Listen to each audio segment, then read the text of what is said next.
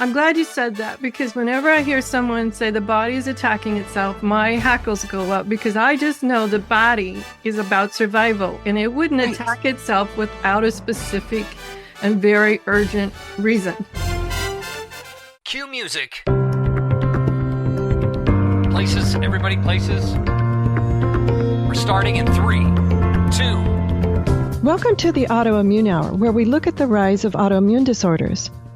I've brought together top experts that range from doctors, specialists, nutritionists, researchers, and even those recovering from autoimmune to bring you the latest, most up-to-date information about autoimmunity and how to live your life uninterrupted. Thank you for joining us here on the Autoimmune Hour with Sharon Sayler. Always seek sound legal, medical, and or professional advice regarding any problems, conditions, and any of the recommendations you see, hear, or read here on the Autoimmune Hour, Understanding Autoimmune, and Life Interrupted Radio. Join the Autoimmune Hour's Courage Club. Sign up now at understandingautoimmune.com. Now, back to your host, Sharon Sayler. Welcome everyone to the Autoimmune Hour. I'm Sharon Sayler from SharonSayler.com and of course from UnderstandingAutoimmune.com. And I'm not in my regular studio today. And it's been one of those weeks where, everything that could go wrong went wrong. So I've compiled some of my favorite aha moments from a few of the last shows. I hope you enjoy some of the review and hopefully you have an aha or two like I did. Enjoy. See you next week. So fasten your seatbelts because I'm introducing Dr. Jenny Tufenkian. She is a naturopathic physician and she has been treating chronic illness for over 2 decades.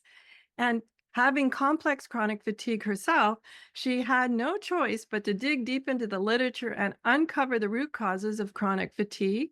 And through her research and experience, she's developed an effective system to unlock the 5 core root causes so that people who are too exhausted to function can function. I think, what a novel concept. So one of the things we're going to talk about today, because I think it's really important, is brain inflammation. And you might be going, what, Sharon? Yeah, so the kind of the pain, the stiffness you get in your hands or your feet, maybe. You can get that in your brain too, right? Jenny, help me out here because I've been seeing what I think a lot more people talking about brain inflammation. How do you describe brain inflammation? Because in my research, I saw the medical encephalitis, and I also saw what they were calling neuroinflammation. Were you thinking myalgic encephalitis, ME? Yes, absolutely. That's what. Yeah, myalgic encephalitis is the term that people are trying to move, replacing chronic fatigue syndrome with myalgic encephalitis. It's what most of the world uses. There are other terms that they're trying to use as well. And the myalgic encephalitis does seem to explain better what is going on with people with chronic fatigue syndrome. And you talk about the autoimmune. I know this is the Autoimmune Hour, and I love coming back on here with you. I have always held back from identifying chronic fatigue syndrome, ME, as an autoimmune condition. I did a presentation a few years ago to some physicians. They invited me to come talk on an autoimmune panel with a bunch of doctors.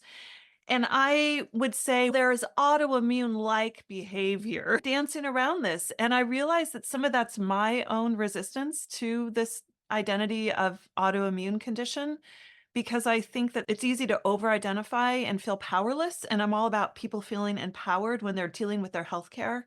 And I think that that was my block. Personally, I can own that. When I was diving into the research around the newer upcoming research and starting to look at what we can now see is happening in the brain with inflammation, it starts to make a lot more sense that the fatigue and a lot of the symptoms that people get from chronic fatigue syndrome, myalgic encephalitis, or from all of these other autoimmune conditions, or from stress, traumatic brain injuries, anything that creates impact in the brain, toxic exposure, is an autoimmune condition. It is the body starting to destroy its own cells out of an act of self-protection. I'm glad you said that, because whenever I hear someone say the body is attacking itself, my hackles go up, because I just know the body is about survival and it wouldn't attack itself without a specific and very urgent reason. Exactly. There's something that it is sensing And there are different things it can be sensing that's leading it to act this way. It could be that there's a low level toxin in there that we can't see and haven't tested for, an infection, a heavy metal, a pesticide, that kind of thing. Or it could be that the signals, it's a lookalike problem. You're arresting the wrong person because they have a similar profile. And that can also be It's going a on. great metaphor. So, It looks close enough. We're here. We've got the handcuffs and the gun. Like, we might as well do it. Unfortunately, we all know this is a real problem in the world too. With that. let me talk about that though, because the thing that's coming up for me and one of my recent explorations that have helped me a lot is understanding the role my autonomic nervous system plays as well. The sudden rush of an adrenaline, it Right. messes up my whole body chemistry, even though logically I'm safe. There are times when the body, I'll just feel this rush of adrenaline and I'm like, okay, what is my autonomic nervous system trying to alert me to? So that messes with the brain, I think, because then could be all of a sudden some anxiety pops up and all sorts of other things. Are you talking about the adrenaline rush you get from thinking about something where you consciously know you're stressed out about it? Oh, I didn't hit record for my last podcast. Yes, but it's both because sometimes I'll just be walking and it's almost as if my spidey sense goes and I'll feel something and I can't really put my Yeah. finger on that. Yes, not hitting record. Inside joke, folks, works because that definitely is a rush of adrenaline and Yeah. self-condemnation. I also sometimes feel it just maybe case in point, not so much now, but during the last couple of years, I was hypersensitive to where I went and how I went and when I went. And one time I was in a large department store and I heard someone coughing just like 6 feet away from me, like hacking up a lung. And that just set my nervous system all aflutter. That adrenaline rush, especially if we're in that chronic adrenaline rush state of mind, it can definitely begin to be part of one of the picture that can lead to this chronic inflammation in the brain. And one of the things that we've talked about that we know is one of the things that I find really interesting that I'm beginning to see is I'm thinking about patients, thinking about my own personal history, my family's history, looking at the literature, listening to the latest presentations from the NIH on chronic fatigue and ME, is that there's a real common thing that's happening when you have people who have a tendency towards depression and or anxiety. They have a chronic fatigue, my ME or autoimmune kind of picture. They have brain fog. All of the things that are happening in the brain are the same with this. It's all the same kind of inflammation that's happening in the brain.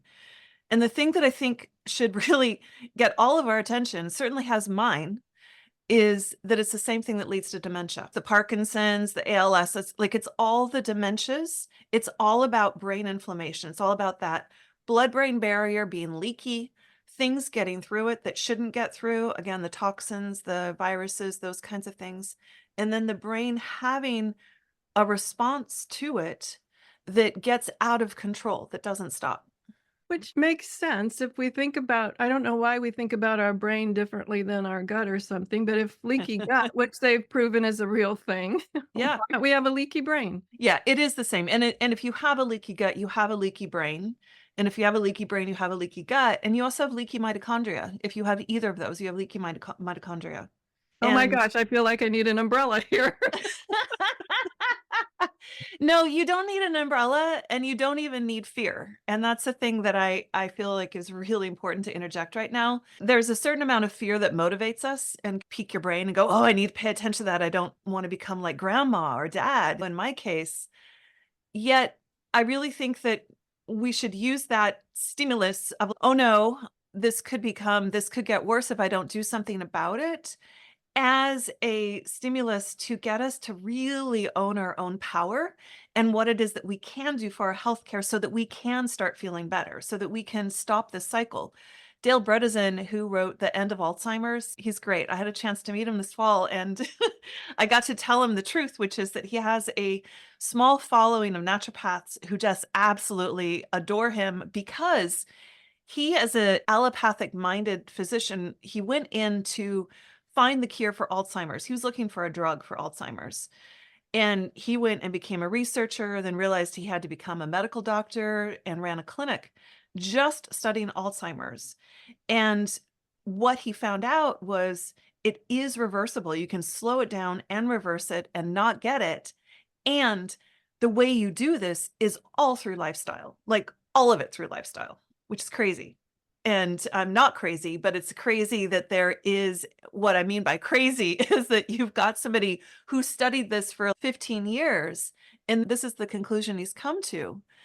And so I think, again, it's just important for us to realize the amount of impact we can have with the decisions we make every single day about what are we eating? How are we eating it? How are we breathing? How are we handling that stress response that is in our body that comes up automatically? What are we choosing to do? And when do we notice, like you in that department store, we all have that. We have, whether it's conscious or subconscious, we have things that trigger that stress response. And the question is, how quickly can we recognize it and then choose to direct our nervous system into a different state? Absolutely. And there's so much to cover there. One of the things that I did want to just backtrack about and describe how people describe brain fog to you, because I think people hear that and they also hear the term fibro fog and other things like that. If you had asked me a few years ago, are you having brain fog? I would have said no. But now that I have a more nuanced idea of what brain fog is, my answer would have been completely different back then. So let's Right. describe what are some of these things that we might be noticing fall into this catch-all term of like brain fog or fibro fog or brain inflammation. That's such a good question. People have different experiences of it. So I'll give you some of the things that patients have told me and what I've experienced myself when it's there for me. So it can feel like cotton wool in the brain. Feels, oh, if I could just, you want that cup of coffee or something like that to just clear the clouds. It's a little bit fuzzy in there. It just feels like you can't think. A lot of people who are professionals who are used to having a thinking brain that functions at a high level, it can feel just, it's a little bit like, how come I can't just get my engine to turn over? What's that? You're trying to get the engine to turn and the battery's not there. It's like, "Rear." It's not quite happening. That's one of the things. The other is you're noticing that things are more challenging, and that can be a whole array. So one could be word finding is a sign of brain fog. What's her name? The one with the cat, the purple cat. It's like, what's her name? Or it can be not things, places where you should feel familiar, don't feel familiar anymore. I had very, very severe brain fog during one of my mold times where I was driving away from the building where my husband works, and I didn't know where I was. Now, the thing is that we own that building. I directed the remodeling of that building. I know exactly where that building is. But because my brain fog was so bad, I was actually lost in a familiar place. That's an extreme form, and that freaked me out. It also scared me because my dad at the time had been diagnosed with a dementia. I was like, oh, here I go. But fortunately, that went away. The other kinds of brain fog, it's interesting, the brain fog, brain fatigue is right next to each other. So brain fog and brain fatigue can be like, I used to be able to concentrate for hours reading difficult text. And now after 10 minutes, I'm kind of like, oh, I'm distracted and not able to focus as well. It's if you were able to write briefs or papers or do your work, and then you're finding that your concentration time is down, you're not finding you can connect higher level concepts quite in the same way as you used to. Those can all be signs of brain fog. Too often, those people go in and start complaining about those at age 40, 50, 60, and they're brushed off and told, oh, it's just normal aging. That's not true. We have people who are in their 90s whose brains still work really well. There are things that we can do to keep our brains so that they are high functioning throughout all of our decades. So I wanted everyone to go over to JennyTufenkian.com, and she's got all sorts of free options there, and you can get a hold of her if she's sparked your interest, because she's awesome. She has loads of experience to help you through this. She is someone who's been through it herself, and those are the kinds of people I like working with, because I don't always have the words to explain what's happening, but if they've been through it themselves, they get it on that level. And your URL is what? drJennyTufenkian.com. Jenny, Jenny, Tufenkian, T as in Tom, U, F as in Frank, E, N as in Nancy, KIAN.com. Thank you so much, Dr. Jenny, for sharing with us today. And we'll have that up on the website, everyone, over at understandingautoimmune.com as a clickable link as well, because sometimes remembering her last name, that's why we all lovingly call her Dr. Jenny. And she's awesome. And I don't know if you follow social media at all, but sometimes I get into these algorithms, maybe. I'm not sure why, but I'm seeing more and more people saying as adults they're being diagnosed with ADHD. So I'm totally fascinated by all of the new things that they're finding out. And I have some dear friends that introduced me to tonight's guest. Her name is Dr. Connie McReynolds, and I'm going to read her bio because it's pretty amazing. I'm only going to read the first part, but it's an amazing bio. She's an accomplished professional in the field of rehabilitation counseling and psychology, and she has over 30 years of experience, and she holds licenses in psychologist, certified rehabilitation counselor, certified vocational evaluator, and her expertise is helping make a significant impact in the lives of individuals across all age groups. Plus, she is the author of the amazing new book. I'm going to read here also to get the title right. Solving the ADHD Riddle, the real cause and lasting solutions to your child's struggle to learn. Welcome, Connie. Thanks for being on the show. Oh, thank you so much for having me. It's a pleasure to be here today. The more I delved into my own healing process, I realized one of the things was how the impact of the brain. And please describe for us what ADHD is for you, because I think we have a variety of people saying they're ADHD or whatever, and maybe or maybe not. I do think it's a very relevant topic, obviously, because I wrote a book about it. But the conversation starter here, which is defining this, is a really great place to begin. It's attention deficit hyperactivity disorder, a term I'm not really fond of, I'll be honest. I've been a psychologist for 30 years and rehab counselor for 30 years. And to me, everyone has their own definition of what this thing is. And that's part of the challenge, is really defining what people have and then being able to figure a pathway out of it. And really, the concept is, sadly, that if you have this, you can't ever get past it. And I don't believe that. And my work over the last 15 years has really been about changing the narrative of that. Yes, people are inattentive. Some people have trouble remembering, and we'll get into some of this, what some of these behaviors look like. Because in my world, what I've discovered is that if we unravel the symptoms, which are the behaviors, and if we dig a little deeper than just the surface of the Band-Aid that gets placed upon some of these things in our world, we actually find out that for a lot of people, I would say 85 to 90% of the people who come to my clinics, at least, have something else going on that we can tackle. And when we tackle that, we actually get rid of those root causes for the symptoms and the behaviors that people are seeing, both in children and adults.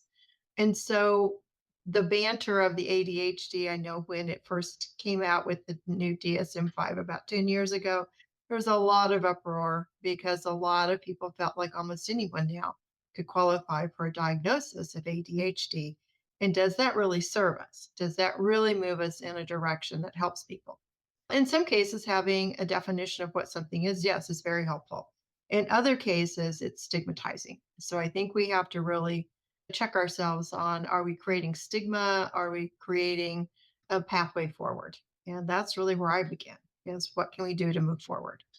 I love that. Moving forward, that's what we're all about. Just have the label, but move beyond that. You're not your labels. Exactly. But speaking of labels, I'm just curious.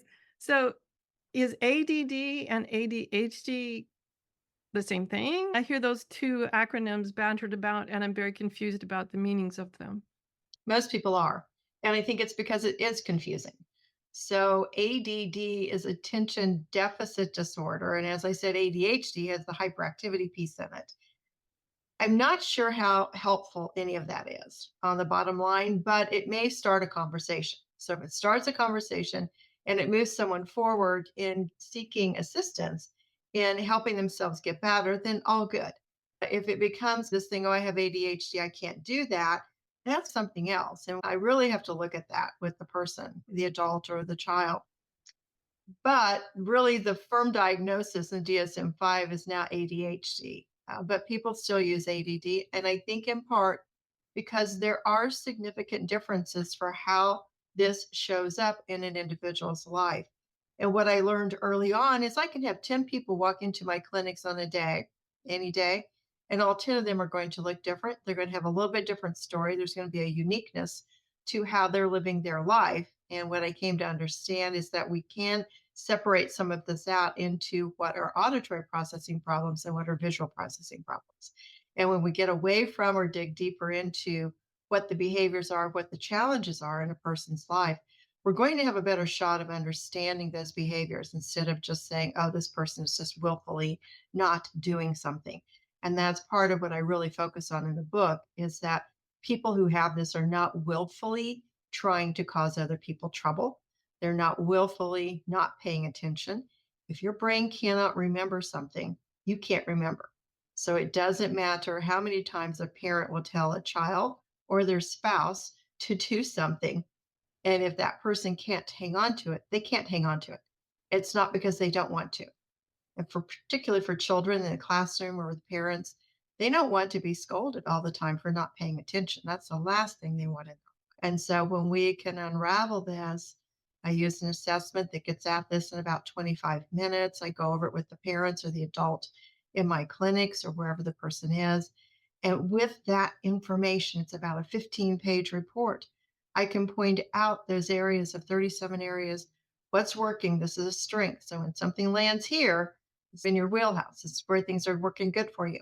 But right next door to it can be a hole, can be a place where your brain just isn't hanging on to this. And you're going to feel like some days you're losing your mind because it's like, why can I do this today? But yesterday I couldn't, vice versa. So it's really understanding what's happening. It's understanding those challenges that are facing that person in their life. And that's what we're all about. It's like identifying the strengths, but then finding those areas of weakness that are causing the person difficulty. And then here's something we can do about it. Wow, that's amazing. I skipped right past the commercial break, so everyone will be right back after this quick commercial break. The Autoimmune Hour will return after these messages from our sponsors. It's great sponsors like these that keep this show coming to you every week. Be sure and stop by understandingautoimmune.com to learn more. Times TV. Imagine becoming a super influencer. Reinvent yourself, invest in your brand, and then manifest your success with a robust spheric approach.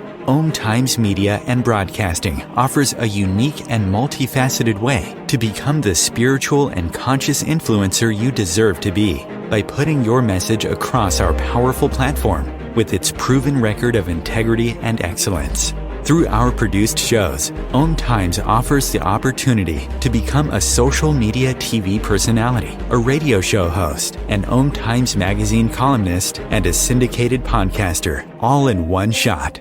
By live streaming your show on Times TV and broadcasting it across the extensive Times radio and TV networks, you become more than a host. You become an ambassador and a force for positive change. Times. Open yourself to the possibilities. If I could be you, and you could be me for just 1 hour. If we could find a way to get inside each other's minds. Walk a mile in my shoes. Walk a mile in my shoes.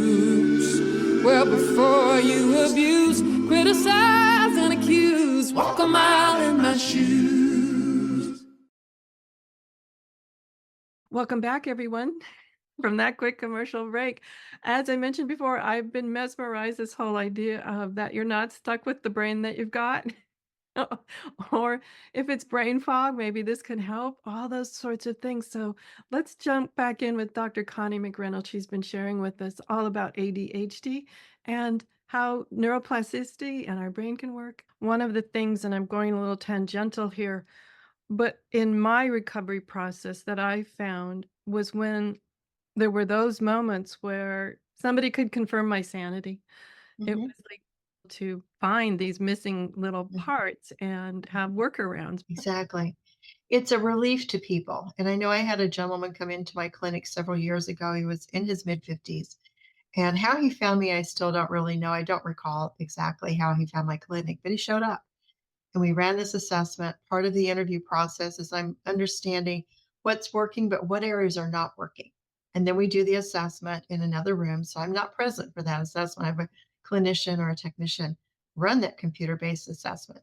And then I review it and I come in and I go over that with the person. So there's no influence of me in the assessment process. It's just a clean, objective assessment. It's computer based.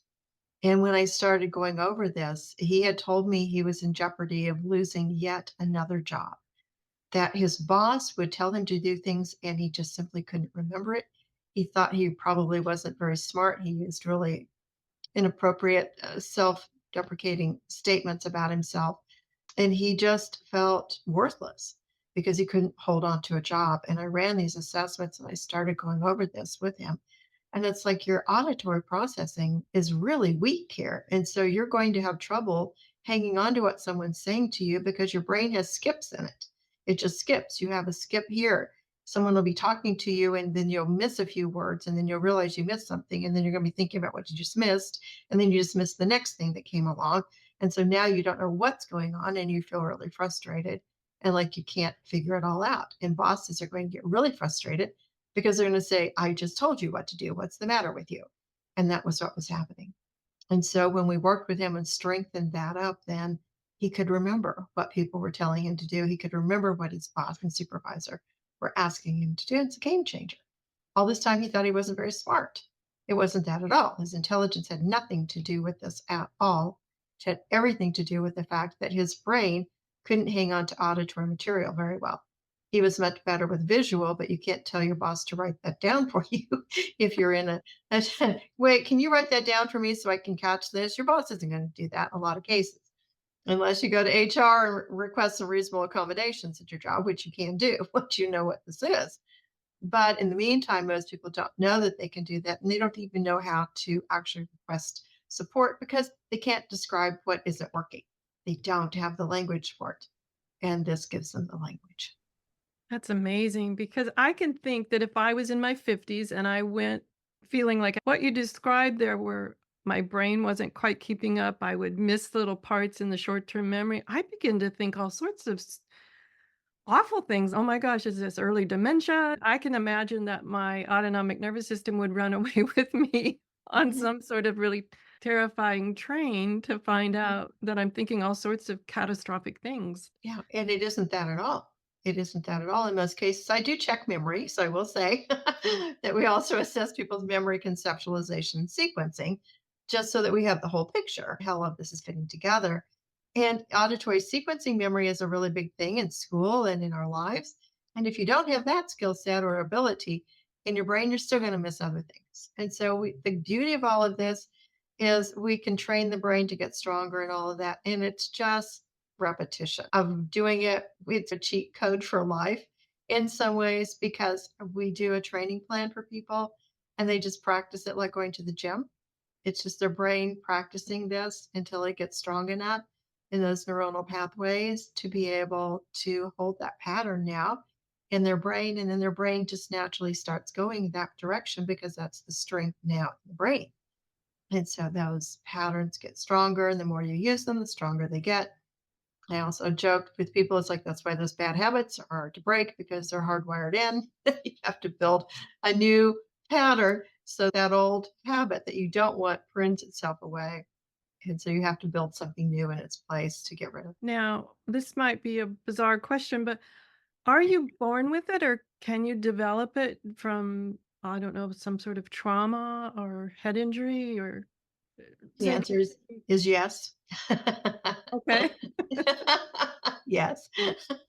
All of the above. Okay, so the multiple choice question answer there is all of the above. I know that Because sounds strange because when I got COVID and I was going through the recovery process of long COVID, I was dyslexic for a while and I'm a Mhm. writer. And that was so frustrating. At least my brain was trained to know when it was misspelled because I used to be able to spell. They chalked that up to brain inflammation, but this is fascinating to me. So you could be fine one time and then all of a sudden, for whatever, who knows, trauma, Mhm. injury, illness, something like that, you could find that your brain isn't processing the way it used to be. Absolutely. We know that neurofeedback, and that's really kind of what we're dancing around here is the term EEG biofeedback and neurofeedback. There have been good studies about this for long term memory enhancement. We've been working with people with long COVID and adverse vaccine reactions that look pretty similar to one another with issues of brain fog and neurofeedback. So there have been good studies about this for long term memory enhancement. We've been working with people with long COVID and adverse vaccine reactions that look pretty similar to one another with issues of brain fog, and neurofeedback's been used to treat what they call chemo brain fog. And so people who've been through chemo sometimes have what they call brain fog. And there's research out that came out of the Cleveland Clinic years ago. I used to live in Ohio. So it came out of the Cleveland Clinic years ago, where one of the head nurses had run a pilot project with women who were recovering from breast cancer and had brain fog. And she had 20 some people in that project. And I think all but two of them using neurofeedback had been able to clear out some of the brain fog. So there's evidence out there. This is evidence based material that is happening out there that literally we're capitalizing on the strength of the brain, which we have. We have it from day one to day end. Whenever we leave the planet, our brain still has the capability of changing because it's changing constantly. And that's really based in the scientific discovery of neuroplasticity that happened, gosh, back in 1949 with Dr. Donald Hebe, who was a Canadian psychologist that kind of figured that out. So it's there. We can just capitalize on what our amazing brain is capable of doing. And by channeling it in typical manner, like if you think about going to the gym, you'll have a training plan typically that you go through the process. And this is very similar to that because at the gym, you're training your muscles. And with this, you're just training your brain. And so it's non invasive. There's nothing being done, there's nothing being administered to you, there's no shocking involved. I used to go out and do presentations before COVID, and people would say, "Are you going to shock us?" I said, "No, we're not going to shock you, but your results might be shocking because you might be able to actually do things that you have had some difficulty with in the past. So maybe we can help you strengthen some of this." It's interesting that you mentioned like a chemo brain and that things because a lot of the autoimmune conditions, the medications you take are either related to or very similar to chemo. And Mhm. oftentimes the response can be similar where you can get brain fog. It's also known as, if you have fibromyalgia, it's called Yeah. fibrofog. It's interesting. To me, it all relates down to brain inflammation. Yes, there's a big piece of that's happening with people. Absolutely. What are some symptoms that we would find if ourselves, like, let's go up to the adult level for a minute. You mentioned Sure. the guy who came in, the 50-something guy who came in. Mhm. What are some things that might lead me to believe that maybe it is ADHD? If I'm an adult, I know you said it's very varied, but what are some of the things that I might go, I better check that out? I think it's a good starting point because people certainly, I think people have this notion of maybe they can't remember where they put things. And so I'm just inattentive. And that could be true. Absolutely. We all have our moments with that. For adults, I like to break it the same way I do with kiddos, which is let's look at what auditory symptomatology can look like or behaviors. Let's look at what visual can look like. And so I think with auditory, we can resonate maybe a little bit better with that because it's the thing. I've told you that 100 times. We had this conversation last week that we were going to go do something this weekend. The wife says to her husband, or the husband says to the wife, and yet it doesn't resonate. It's you didn't tell me that. And so here ensues this argument about did this conversation take place? One person has the recall of it, the other person doesn't. So the person who doesn't have the recall of it does not recall it. So there ensues the challenge that they have is, am I losing my mind? I don't recall this conversation. So now comes the self-doubt, the self-questioning. And the spouse thinks they're just being inattentive. You're just not paying attention to me. So then they start personalizing that situation. And now you have conflict building.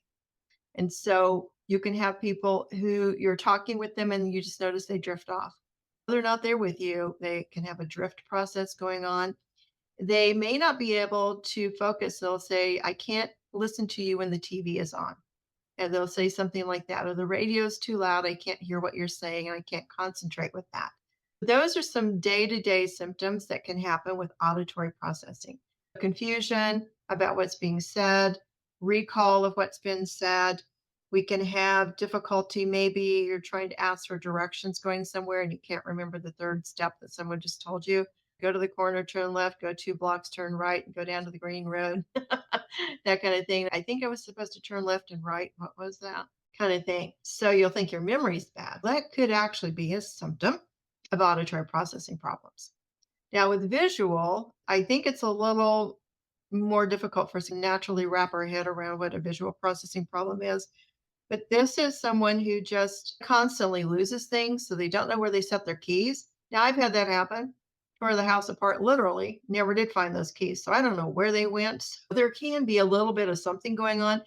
But if it's a consistent thing, that's what to look for. So if you're always losing your keys or can't find your shoes or where did I put my purse or left my jacket behind again or forgot to do this or forgot to put the gas cap back on the car, pulled away with that. And I've seen all of these kinds of things happening. I also have a theory about car accidents because I'm having a theory that we could be having some visual perception challenges out there in the world. And so I wonder what that might be. Again, maybe someone bumps into things or trips over things a lot and they just think they're clumsy. So maybe people have labeled themselves being clumsy. Maybe this is actually a visual processing problem that if we could figure this out, we might be able to strengthen that part of the brain processing. So maybe that person can live differently. That's amazing. So, any final thoughts? And also, please share with us the website and more about how we can get the book, Solving the ADHD Riddle. I think for me, it's really about changing the narrative around ADHD and a lot of other conditions because I treat trauma. We tackle a lot of that. These are brain conditions and you can retrain your brain. You literally can retrain your brain. It's called neuroplasticity. And we've known about it for nearly 100 years. And this just helps you employ that more effectively. And the good news is when you train your brain, it tends to hold on to it. You go on and live your life. There's a lot of information up on my website, which is www.Connie McReynolds, which is ConnieMcReynolds.com. Fantastic. We have Jenny Dunton, and she has been living with fibromyalgia for nearly 3 decades, and she believes the power of sharing her experiences to promote healing and to inspire and bring hope to those the most in need. She's written this really wonderful book called Fibromyalgia, A Journey of Self-Discovery. Welcome, Jenny. Thanks for being on the show. Thank you. Thank you for having me. It's really great to be here. Thank you. Now, tell me a little bit about how do you define fibromyalgia? I'm going to start with the main 3 that doctors would actually diagnose fibromyalgia. Widespread body pain, meaning that you have pain in both the upper and lower quadrants. You have pain on both your left side and your right side, and you've endured that pain for at least 3 months. But in addition to that, the extreme fatigue is a major symptom, and in fatigue to the point where it's debilitating at times, where it's difficulty just to do the most basic life functions, such as convincing yourself that you have the energy to get out of bed to take a shower or just to make breakfast. And then there's the cognitive fibrofog is often what it is labeled for fibromyalgia, which is difficulty focusing, concentrating. Your memory starts to fade a little bit and you start to lose your train of thoughts, having difficulty finding words. But fibromyalgia is much, much bigger than those 3 key things. Fibromyalgia is like an umbrella word, just a diagnosis of a multitude of symptoms. There are a lot of secondary symptoms that go along with fibromyalgia. Many people have sleep disturbances. There are issues with sexual dysfunction sometimes, irritable bowel syndrome, headaches. So the list is quite lengthy. And once you get a fibromyalgia diagnosis, you find that there's this massive umbrella of primary and secondary symptoms. Oh, absolutely. And a lot of those symptoms people were checking off. That sounds like an autoimmune to me. Check, check. I hadn't heard fibro fog before, but I have heard brain fog, and I'm assuming Yep. pretty similar. Yep. Same thing. Absolutely same thing, just different term. Okay. And I agree with you. I think that doctors do argue whether or not it's an autoimmune disease. I shouldn't say argue. They discuss, and there's lots of research around it. And I think that down the line, it is going to come out that it is a form of autoimmune disease. It's just that maybe the autoimmune picture is much larger than we're giving it credit for or realizing at this point. Just because we don't know something now doesn't mean that we're not going to know it down the line. Oh, absolutely. And I've often said, I don't really care what label you put on it, whether it's, are we saying fibromyalgia? Are we saying autoimmune? Are you saying lupus? It's a collection of symptoms. And the interesting thing I have found, and you mentioned in your opening there, was how everybody presents differently with their autoimmune diagnosis. So they get the label of perhaps fibromyalgia or lupus or something else. And yet, when you talk to two different people that have gotten that label, they can present very differently. And you're like, wow, they don't even seem to have the same issues going on. And yet they've got that same label. And I find that fascinating and also frustrating. I do know when I was first given the diagnosis of fibromyalgia, there was a multitude of responses. My first was, oh, good, I have a diagnosis. I finally understand what's happening to me. This is progress. But quickly I realized that having a diagnosis of fibromyalgia really didn't mean a whole lot, didn't give me any information. And if anything, it unfortunately in many regards isolated me even more because fibromyalgia does have a bit of a stigma attached to it. That stigma is leaving as more research comes in and there's more evidence. That stigma of it being an invisible, all in your head, imaginary diagnosis is finally starting to disappear. But having a fibromyalgia diagnosis and the word fibromyalgia really doesn't mean anything. What was frustrating to me was with the idea of the diagnosis of fibromyalgia and other autoimmunes. When a high percentage is women, it is often where we're dismissed. It's all in your head instead of actually listening to us and taking us seriously and the things that were happening to us seriously. And that's part of my frustration about getting well. And one of the reasons I got the Autoimmune Hour started was to talk about some of the other ways that we can expand our view of what's going on with us. Now, you, in the title of your book, you say 27 years, and that's a long time, nearly 3 decades, as you mentioned. Yeah. If someone would say, okay, I was just diagnosed with fibromyalgia, what would your first tip be for them to settle into that realization without trauma? I think just hearing a diagnosis is traumatic, guys. I get that, but I'm so glad you asked that question because it's why I wrote the book. Because I started participating in some support groups, some chronic pain support groups online. And I would see newly diagnosed patients asking the same questions over and over that I asked 30 years ago. And I would say my number one thing is if you've been given a fibromyalgia diagnosis, don't latch onto that. It is still so into the new stages of research and so much is coming out.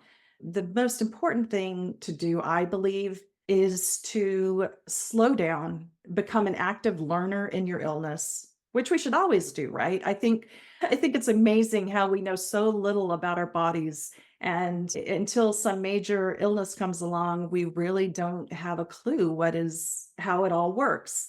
And so I think that the number one thing that a newly diagnosed patient can do is not just trust that the doctors have the medication, the doctors are going to be able to provide you comfort. Yes, they will be able to some degree, but more importantly is to become an active learner in your illness and learn for yourself what's going on. there's all sorts of ways to learn that. To me, It's not just about the diagnosis or whatever you read. Make sure it's peer-reviewed research. There are basic things that we can do as well. For me, taking the diagnosis in is excellent, reading about it, learning about it, understanding it. And yet also, as I think back, I entered a period after I digested the shock of my diagnosis and digested that, what that meant or might mean, and had the sadness and all of that dissipate, was stepping back and like, what are some basic health steps I can do that may not cause a recovery, but that was the ultimate goal. But what are some just basic health steps I can do to help support my health? Those were Right. some of the first questions I was asking of, okay, wow, bummer, I got this diagnosis. Let me step back and say, did I play a part in getting here? Like, reflect on your life and understand what part you're playing in it. Right. And I think back to what the newly diagnosed patient, or even not the newly diagnosed patient, it really doesn't even matter that you're newly diagnosed, but I really learned how important having a cognitive behavioral therapist has played. And it comes from a line of, like you said, you're looking back on your life, you're thinking, how did this happen? What did I do wrong? Where did I go wrong? What is it, genetic? You start having all these questions, and it affects every aspect of our life. It affects our careers, it affects our relationships, and it's so much more than that 15-minute visit with our doctor.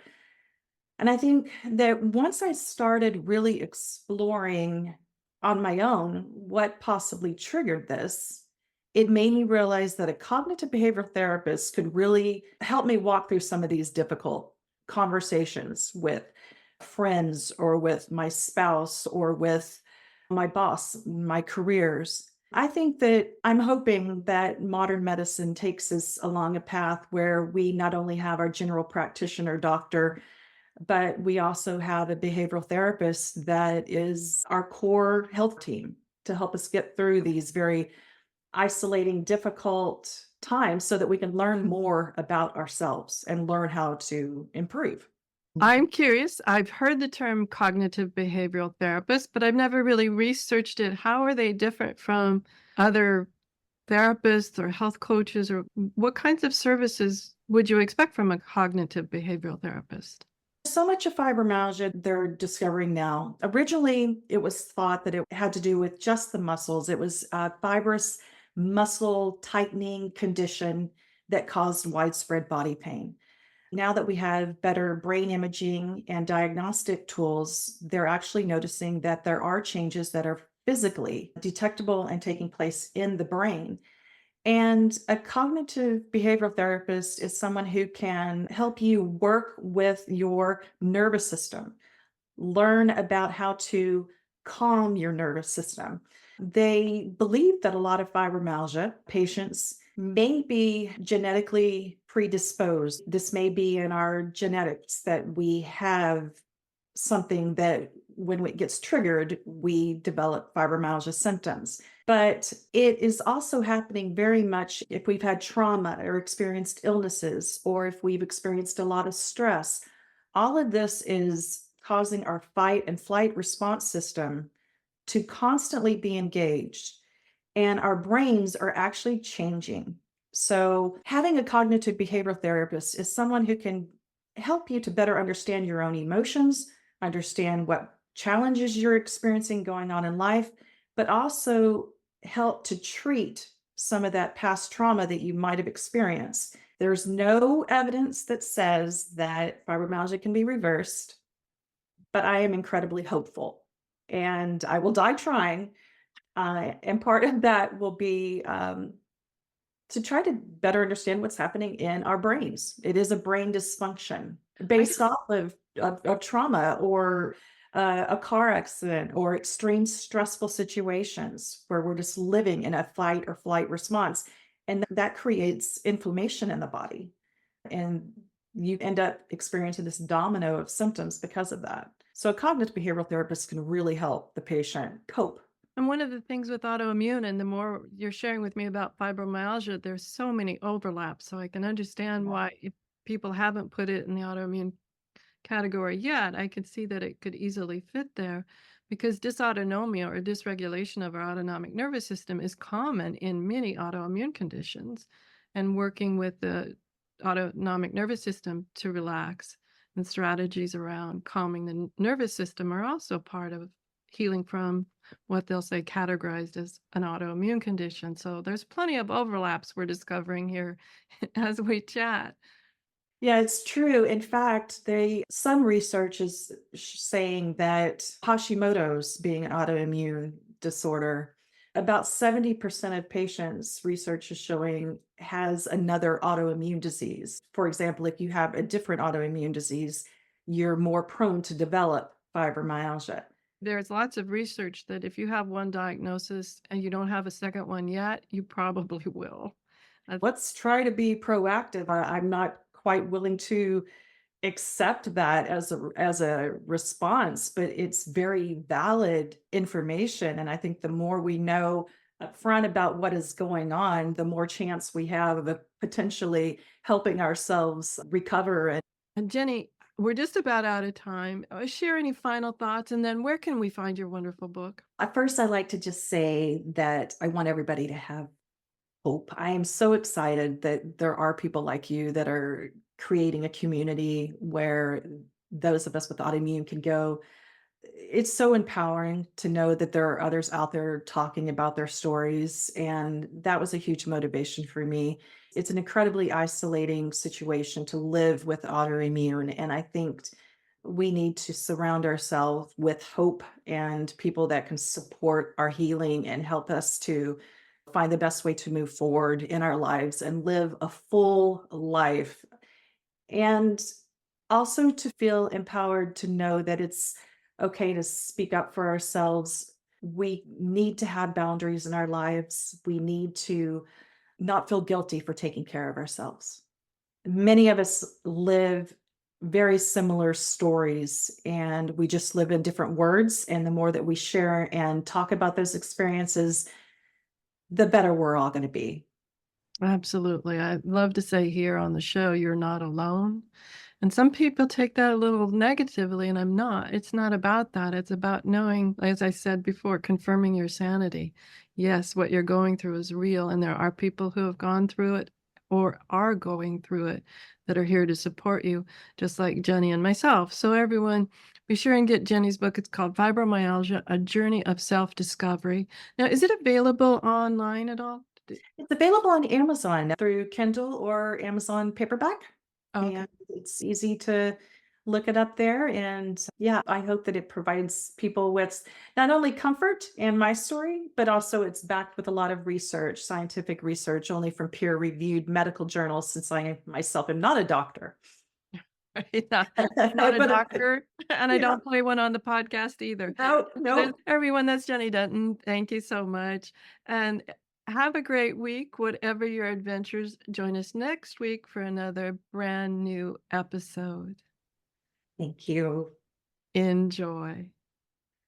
And if you're here on YouTube, please be sure and click the subscribe button below and hit the little bell to get notifications for when we upload new episodes and new clips and other amazing things I find. We're trying to grow our YouTube community here so we can offer help and hope to as many people as possible. And thank you for being part of our Autoimmune Courage Club community. The information provided on the Autoimmune Hour, Understanding Autoimmune, and Life Interrupted Radio, including the websites understandingautoimmune.com and lifeinterruptedradio.com, plus social media, is for educational purposes only. What you read, hear, and see on the Autoimmune Hour, Understanding Autoimmune, and Life Interrupted Radio, and its websites, and other media outlets is based on experience only. The information should never be used for any legal, diagnostic, or treatment purposes.